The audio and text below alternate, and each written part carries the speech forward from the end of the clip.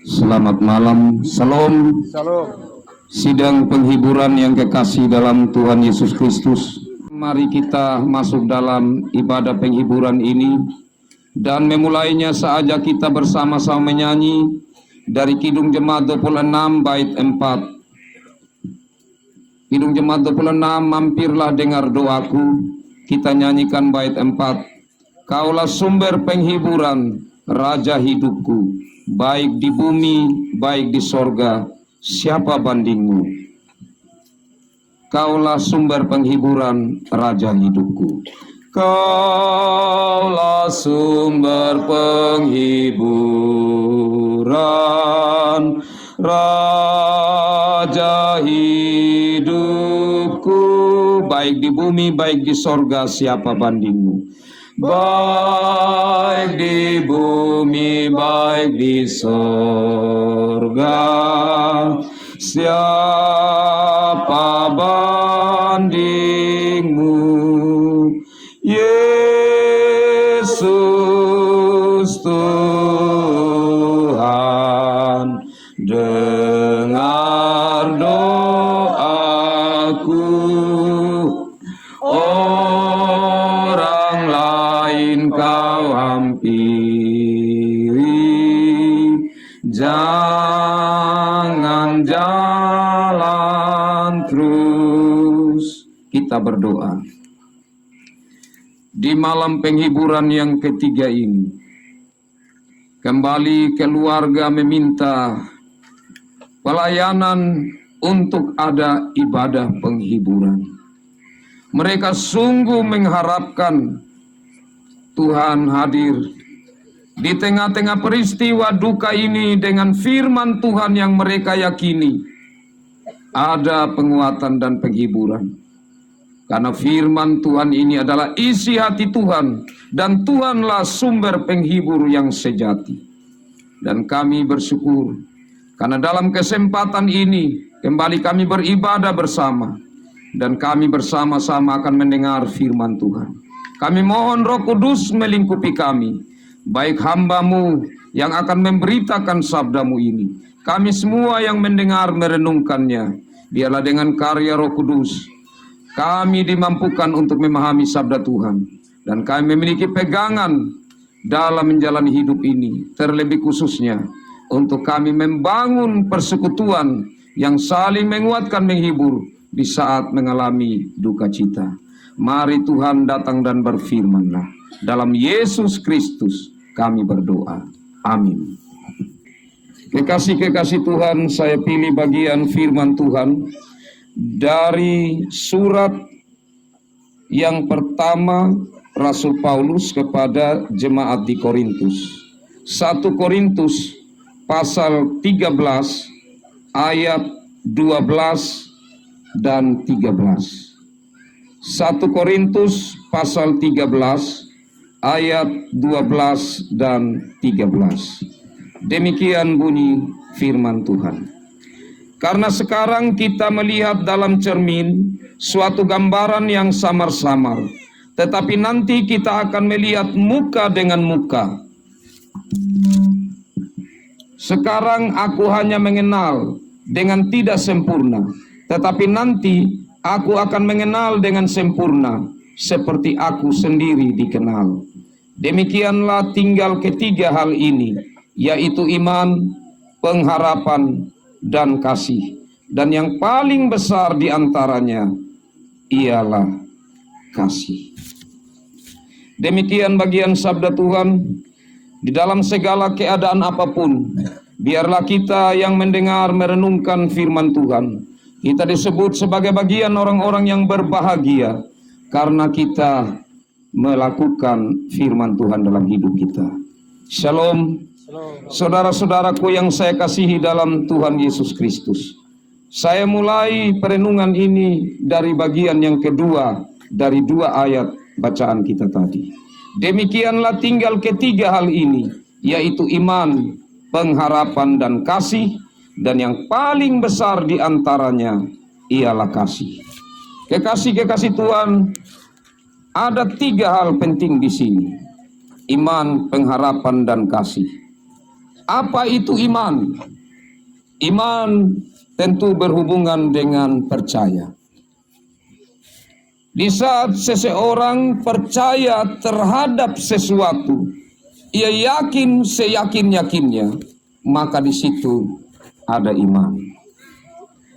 Dan tentu di sini yang dimaksudkan oleh Paulus tidak lain yaitu beriman kepada Yesus Kristus. Beriman kepada Yesus Kristus merupakan satu hal yang penting. Kenapa? Karena Yesus Kristus adalah puncak dari penyataan diri Allah. Allah menyatakan siapa Dia yang tidak kelihatan dan sulit untuk dikenal. Lewat Yesus Kristus, akhirnya manusia mengenal siapa Allah itu. Yesus Kristus pertama-tama adalah Allah yang berkuasa. Dan iblis pun bahkan mengakui Yesus Kristus itu adalah Allah yang berkuasa. Hiyehu yaya nampa paturai Allah nampi hamadi napatikina nampawadi. Allah yang perkataannya berkuasa. Dalam Yesus Kristus banyak hal yang manusia, khususnya konteks di saat hidup bersama-sama dengan Yesus, hidup di zaman Yesus Kristus, mereka melihat perbuatan-perbuatan besar Allah di sana. Tetapi Allah dalam Yesus Kristus datang ke dalam dunia, tujuan utamanya bukan untuk menunjukkan kuasanya, meskipun itu bagian dari keberadaan Allah yang memiliki kuasa. Kenapa bukan itu yang paling utama? Karena saat Yesus melakukan mujizat demi mujizat, malah dalam firman Tuhan, Yesus seringkali mengatakan, kamu jangan ceritakan peristiwa besar ini kepada orang lain. Di saat ada pengakuan Yesus itu adalah Mesias, Yesus melarang agar hal itu jangan diceritakan. Karena Yesus tidak mau supaya manusia beriman kepadanya karena kuasanya saja. Kalau tidak, maka kita hanya memohon kepada Tuhan saat kita kekurangan sesuatu. Tuhan, Engkau yang berkuasa, saya mau Tuhan penuhi. Karena kita hanya mengenal Allah yang berkuasa. Tetapi Allah menyatakan dirinya dalam Yesus Kristus sebagai Allah kasih. Kenapa? Karena puncak dari kasih Allah, yaitu saat Yesus mati di kayu salib. Bagi dunia sebuah kebodohan, mana Allah bisa mati. Tetapi cara kerja Allah, karena hanya lewat kematian, maka di sana, pertama, saya dan saudara, semua manusia, terkhususnya yang beriman kepada Yesus Kristus, percaya bahwa Yesus sudah mengambil segala yang tidak dapat kita tanggung untuk bisa selamat, yaitu terutamanya maut. Kuasa Tuhan dalam Yesus Kristus yang telah mati itu turun ke dalam kerajaan maut, dan di sanalah Yesus mengalahkan maut itu. Dengan demikian maka Yesus bangkit. Kebangkitan Yesus memberi pengharapan bagi kita bahwa Ia yang sulung yang bangkit dari antara orang mati. Maka di dalam Yesus Kristus itu ada kehidupan di balik kematian. Inilah iman, keyakinan kita kepada Allah dalam Yesus Kristus. Hal yang kedua, pengharapan. Pengharapan kita kekasih-kekasih Tuhan. Hidup di dunia ini adalah cerminan untuk bagaimana kita menghadapi kehidupan yang kekal. Kekasih-kekasih Tuhan, siapa yang tidak ingin hidup kekal? Bahkan yang memiliki kepercayaan maraput pun meyakini enamorik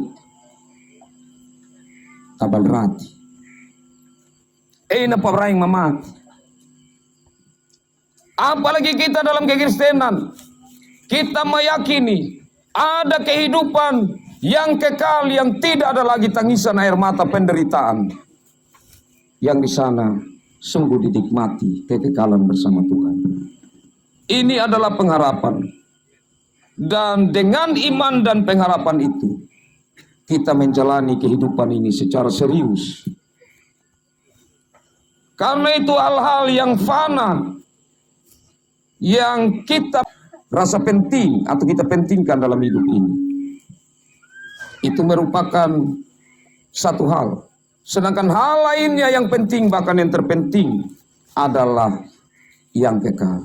Antara yang fana dan yang kekal, ibarat di saat Tuhan mengatakan begini saat dicobai iblis, manusia bukan hidup dari roti saja, tetapi dari firman Allah yang keluar dari mulut Allah. Karena firman itu kekal. Yang ketiga adalah kasih. Kenapa kasih dikatakan di sini yang paling besar? Jadi yang paling tinggi antara tiga hal ini, iman, pengharapan, dan kasih, adalah kasih. Kenapa? Kekasih Tuhan. Karena kesinambungan antara hidup di dunia ini dengan hidup kekal di sorga adalah kasih. Kalau iman itu berguna di dunia ini, kalau sudah bertemu dengan Tuhan, untuk apa lagi itu iman? Kalau kita sudah ada bersama-sama dengan Dia yang kita imani, iman itu untuk apa lagi? Demikian pun pengharapan. Pengharapan kita bahwa hidup di dunia ini sementara, tapi ada kehidupan yang kekal yang diharapkan. Kalau sudah ada bersama-sama dengan Tuhan dalam kekekalan, apalagi yang mau diharapkan? Tapi kasih, dia berkesinambungan. Karena kasih Tuhan yang kita nyatakan di dunia ini, itu dia berkelanjutan di sorga. Bahkan kasih di dunia ini, kasih yang sering kali kita nyatakan karena kita sudah jatuh dalam dosa, bisa kasih itu tidak tulus. Tetapi di sorga, kita akan melihat muka dengan muka. Kita akan melihat Allah secara jelas. Karena Allah adalah kasih. Maka di saat kita bersama-sama dengan Dia, maka kasihlah yang mengikat kita dalam kekekalan. Kekasih Tuhan. Untuk bagian yang kedua tadi, yang disampaikan Rasul Paulus bahwa sekarang kita melihat dan samar-samar. Kalau anak yang baru lahir, tidak mungkin, yang normal, dia tidak mungkin langsung bisa melihat dengan jelas. Masih kabur. Beberapa hari mulai sedikit tambah jelas. Semakin jelas setelah 1-2 minggu. Dan seterusnya. Sampai benar-benar jelas sekali dia melihat. Baik itu papanya, mamanya, saudaranya. Apapun yang ada benda dia bisa lihat yang jelas. Jadi dari yang samar-samar menjadi jelas. Kalau manusia saat mau mati, kalau yang kecuali yang langsung kena bom dan ada peristiwa-peristiwa khusus, yaitu langsung tiba-tiba hilang, maksudnya tidak rasa itu sama-sama. Tapi kalau orang yang mau mati, pastilah dia merasa semakin samar ini dunia kalau dia sudah mau mati, meskipun orang buta. Karena terang yang ada, meskipun orang buta, dia tetap merasakan ada terang. Tapi kemudian mau mati sama-sama sampai gelap. Dan tidak rasa apa-apa. Tapi kemudian secara Kristen kita percaya, setelah itu langsung dia melihat dengan jelas. Apa yang dilihat dengan jelas? Dunia yang baru. Dia langsung melihat dengan jelas. Dan di saat dia melihat, itu dia mengenal siapa yang dia lihat. Itu contohnya waktu Tuhan Yesus dimuliakan di atas bukit, Bapak Mama. Di atas bukit waktu itu ada beberapa murid yang bersama-sama dengan Yesus. Dan di saat Yesus dimuliakan, hadirlah 2 orang, yaitu Musa dan Elia. Hal yang tidak masuk akal secara rasional. Saat Petrus mengenal Musa dan Elia. Kan dua orang ini kan Nabi Hanaduk yang sudah lama mati. Tapi kenapa dia bisa kenal? Karena Allah yang memberikan dia pengertian. Jadi kita dapat mengetahui rahasia di balik kematian. Saat orang yang mati dalam Yesus Kristus, percaya kepada Yesus Kristus, hidup di dalam Yesus Kristus, saat dia mati matanya jelas saat hidup dalam hidup baru, dalam dunia yang baru, dia akan melihat dengan jelas muka dengan muka orang-orang yang telah mendahului dia, bahkan yang belum pernah dikenal. Di sana Allah memberi kepada dia kemampuan untuk mengenal satu dan yang lainnya. Kekasih-kekasih Tuhan, almarhum Yakobus Yaubela sudah pergi menuju kita. Dia sudah diperkenankan Tuhan untuk melihat dunia yang baru. Kita yang masih menjalani dalam hidup ini, yang terikat dengan sorga dalam hal kasih, maka kita bersyukur karena kita memiliki kasih yang Tuhan berikan bagi kita saat Ia menciptakan manusia.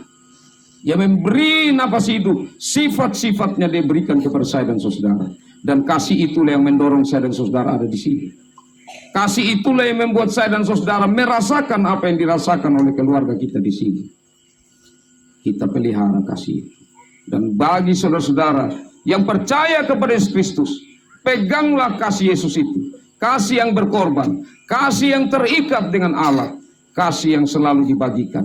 Karena iman dan pengharapan itu sangat pribadi. Saya tidak bisa membagikan apa yang saya miliki sebagai iman saya kepada orang lain. Saya tidak mungkin dapat membagi apa yang menjadi pengharapan dalam diri saya kepada orang lain.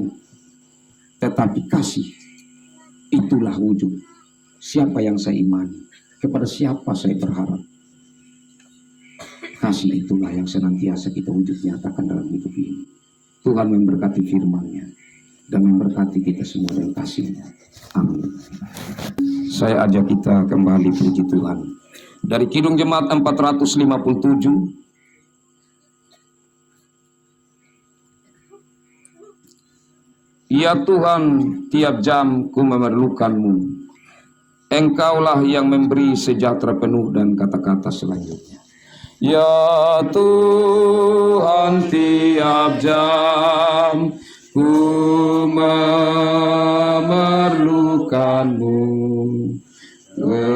Engkaulah yang memberi sejahtera penuh. Setiap jam ya Tuhan, Dikau ku perlukan, ku datang juru selamat, berkatilah. Kita berdoa. Kami datang ke hadapan hadirat-Mu ya Tuhan. Di tengah-tengah pergumulan duka ini, kami tetap naikkan syukur kepada-Mu. Di dalam ibadah ini kami menyanyi, memuji, memuliakan nama-Mu Tuhan. Karena dengan iman kami percaya bahwa Tuhan yang berkuasa atas hidup dan mati manusia, Tuhan dalam kedaulatan yang telah berkenan memanggil pulang dari antara kami almarhum Yakobus Yaubela dari antara kami, anak Tuhan yang Tuhan kasihi, yang kami kasihi. Kami percaya bahwa ia telah pergi di dalam iman kepada Yesus Kristus, maka ia ada di dalam tangan Tuhan. Ya Allah Bapa di sorga, firman-Mu yang sudah kami dengar, kami renungkan. Biarlah Tuhan dalam Roh Kudus yang berkarya, yang menolong, memberikan pengertian lebih dalam, dan memampukan kami untuk menerapkan dalam hidup kami, terutama di dalam kami menjalankan kasih dalam hidup ini. Ya Allah Bapa dalam kerajaan sorga, pada kesempatan ini kami malah di tengah duka ini ada sukacita bersama. Kami melihat bahwa ada anak-anak Tuhan yang telah membangun kasih mereka, telah Tuhan persekutukan mereka kembali di dalam suasana kasih yang mesra, yang membuat kami turut mengambil bagian di dalam peristiwa ini.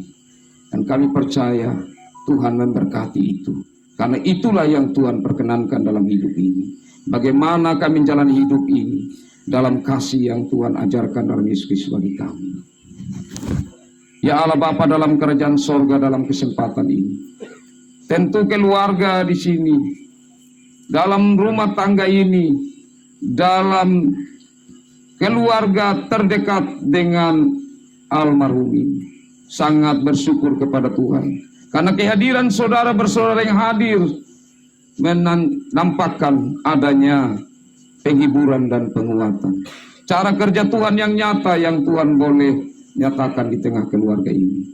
Tentu mereka memohon kepada Tuhan sebagai sumber segala berkat yang memberkati kehadiran keluarga saudara yang turut merasakan duka ini.